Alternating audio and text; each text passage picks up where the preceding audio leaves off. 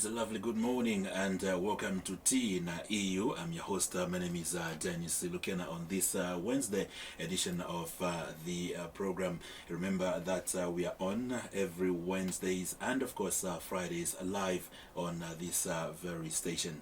Today we want to get to understand what Aware is all about and how it contributes to water preservation. And my guest on this edition of the program is Dr. Charles Shindaile, the Aware Project's Integrated Water Resources Management Senior Advisor for Policy and Strategy. Lovely good morning, and let's have tea with EU. Thank you. Great. How's the morning? The morning is good. At least it's not cold today, sunny, so it's good. You have a cup of tea. Yeah, sure. At least keeping the warmth. Sure. We're slowly but surely crawling towards the month of June. We all understand that that's the coldest month of the year, but with issues to do with climate change and everything, we're just getting ready for any kind of weather at any time of the day. Great. Once again, good to have you on the program this morning. Thank you. It is Tea in EU live on ZNBC Radio 2. Once again, I'm your host. My name is Dennis Lucan, and my guest is Dr. Charles Shindaile. First, for starters, let's get to understand what Aware is and where you operate from. Thank you very much, Dennis. Aware is actually an acronym, and it stands for Accelerate Water and Agriculture Resources Efficiency. So in short, it's Aware. Aware. Yeah, so we have to be aware of our water resources situation in the country. We are operating from, of course, we have a country office, which is near Arcades, but the Lusaka office, where we're operating from, is on Church Road, a Vexia building on the second floor. Okay, great. We are having tea with you right on this EU-sponsored program. I would want you maybe to share with our listeners there so they have that understanding on how you come into the picture as Aware in regard to your collaborations with the EU. Yes, the EU are actually the sponsors of Aware together with the German government. So they are the ones that are funding this project, which is looking at the sustainable use of the water resources. We are operating from the lower Kafue sub-catchment. Now, for your understanding, the lower Kafue sub-catchment starts from the Uytteraeghe Dam until the confluence of Zambezi and Kafue. So every drainage that is contributing to that catchment, that's part of Lower Kafue sub-catchment. Yeah. Right. Now, let's throw it down to get and understand your activities in full. We know that as Aware, project, there is quite a variety of activities that are covered. Just put us into a picture on how these activities come into being and what is the variety sequence like? Yeah, so Aware's aim is actually to make sure that the water resources is sustainably managed and also used, working through all the governance structures in the integrated water resource management. But first of all, we are using the Water Resources Management Act, that is number 21 of 2011, and in there it provides for managing of our water resources through an integrated approach, and which is so dear to the EU and also the German government. And with that, we work with all the structures, all the governance structures up to the lower level. Now, in doing so, we are trying to look at balancing the challenges that we have in terms of water resources. We have the demand side. I mean, there are so many users of water resources. Power generation, the farmers, industry, commercial, domestic, all that is actually increasing because of the increasing population and also increasing economic development. Then we look also at the supply side. Yes. When you have demand, you also have to look at what is it that you have. So in this case, we are looking at how much water do we have, and how do we use it, because demand is growing and yet supply is actually dwindling because of the climate change phenomena, and in some cases our own human activities that are affecting the water resources that we have. So we need to know how much do we have and how much do we need to supply to all those various demands. So AWARE is actually trying to make sure that these two aspects are balanced. But to do that, I mean, if we're going to talk of water resources, water supply, anything, you need to look at the water resources itself, because that's where you get the water. Exactly. So AWARE is trying to make sure that the water resources are available even in the difficult times of climate change. Great. Right, it's T na EU live on ZNBC Radio 2. My guest this morning on this edition of the program is Dr. Charles Shindaile, the AWARE Project Integrated Water Resources Management Senior Advisor for Policy and Strategy. Now, he has a vast experience in the water sector, and he has also been instrumental in forging lasting and meaningful relationships between AWARE and key government ministries in Zambia, as he has alluded to. So remember that this show is on every Wednesday at 7:30 as well as Fridays. Let's get to understand, Doctor, why is water preservation in Zambia a priority? Okay, maybe before I get into there, we have two scenarios in Zambia. We have southern half of Zambia quite dry because of climate change and frequent droughts.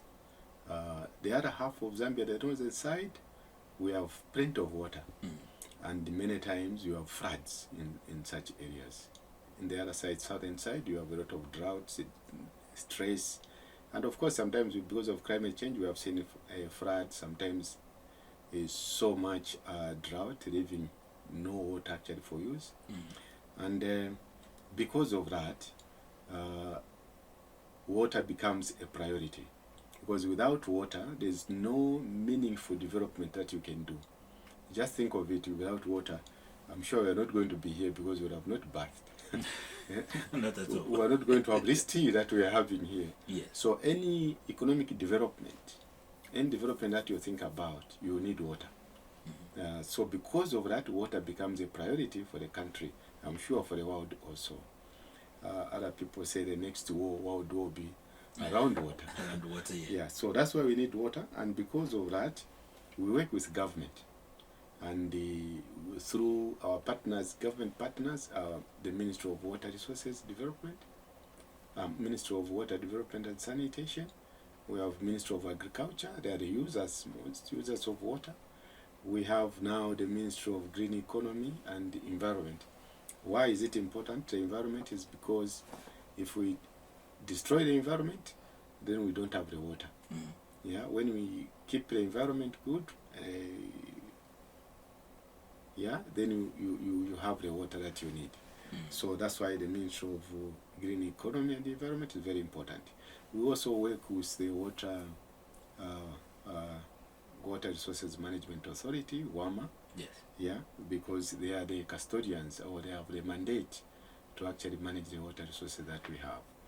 Now, it's very important that we work with all structures. At the lower level, we have the water user associations, because these are the people that are actually living where the water is and where the water is used. So they are very, very important to make sure that they manage the water, how to use the water. WAMA issues permits, they allocate the water for various uses, and these water user associations are the ones that are on the ground that see how this water is being used. So they can easily feed into WAMA systems, so that they can help them manage this water by permitting and also allocating. So it's very important because of the economic developments that the country is doing, and the fact that the population is increasing, we need water for all the human endeavors that we need, the health, everything that we need. Exactly. Economic development, agriculture. That's why we need the water. Without it, we can't do anything. Yes, indeed. You're listening to Tea in European Union live on this very station.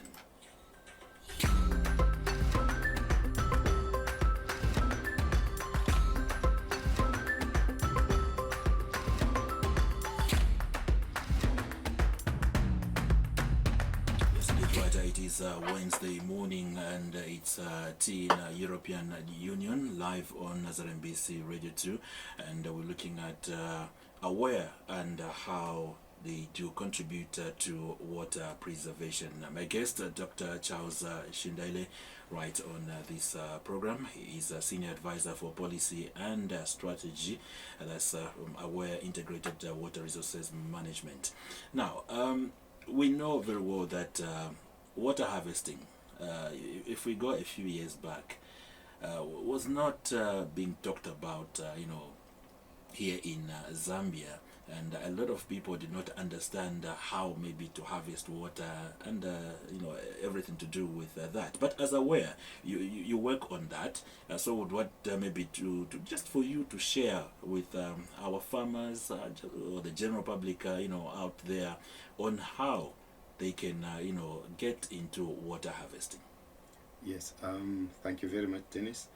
The Ministry of Water Development and Sanitation, they have a strategy which they are developing on water harvesting. Now, when we talk of water harvesting, we depend so much on rains here in Zambia. And we are looking at when it rains. I'm sure you have witnessed that even here in Osaka, you have a lot of floods. Yes. Sometimes even vehicles being almost swept. So when we talk of harvesting, we are talking of that runoff that is just going to waste, Yes. so to say. Of course, it's to be used by other people that have got strategies downstream. So when we are talking of water harvesting, we are talking of that rain runoff, the water runoff from the rains. At a household level, you can actually invest in water harvesting structures, like the gutters. You can put a tank down there. Of course, you may not use it the whole year because of the size of your tank. Yes. So it just comes in at a time when you have some drought, so you have the water to water your garden, and you water your chickens, your animals if you have in the backyard. So that is at a household level. But at a much higher scale, we can talk of dams, Yes. for example. You can also talk of storage in the groundwater. So in dams, what we are doing as aware, we are actually rehabilitating some dams in the area where we are working, that's Rwakafiwe sub-catchment, so that we can harness that runoff for use when we don't have the rains. We also are working on what we are calling watershed management and also catchment protection measures. These we do on the headwaters of rivers and also streams, because that's where water starts from. The water you see flowing in the rivers, that's where it starts from. So if we destroy those areas, then we may not have water flowing into our streams, our rivers. So we work on those to make sure that we restore the catchments by planting trees, constructing or digging trenches and soil bands to actually capture the runoff when it is raining. And we have done a lot of kilometers of those trenches, about 30 kilometers or so. And we are harnessing a lot of water there in millions of liters. So that water percolates into the ground, and the ground becomes a storage. So once the ground is wet, you also improve the fertility of the soils. Great. And you have the ecosystems regenerated. Once you do that, then you are assured of availability of water. I will give you an example of the works that we have already done in Pemba. We have already started seeing results of actually seeing some springs of water coming out into the gullies that Yes. we are trying to treat also. And we also do check dams, especially in gullies, so that we reduce the amount of erosion or the rate of erosion. So when you do a check dam, we are actually trapping or slowing down the runoff, and by doing so, you reduce the amount of soils that are fertile soils that are being washed away. So those are some of the works that we are doing to ensure that there is water availability and to speak to the water harvest strategy of the government. Exactly. Yes. Right now, Doc, as we conclude, how do you work with local communities? I know you've pointed out to some areas where you have these works, and you are continuing with the same. But as a member of one or two communities that are glued to this discussion, how exactly would you explain to them the way you collaborate with the communities? Yes. First of all, I have to state that AWARE is part of the larger EU for Mulimi program, and because of that, we need to work actually with the communities in the area that we are working in. We have what we call the water use associations. That would be the lower level in terms of the governance structure in integrated water resource management. So these are the people that are actually running with the programs of, for example, the catchment protection measures that I've mentioned here. Yes. They are the ones that are running with the program of integrated watershed management. They are the ones we also teach how to use the water efficiently and sustainably. We have demonstration sites, 32 of them.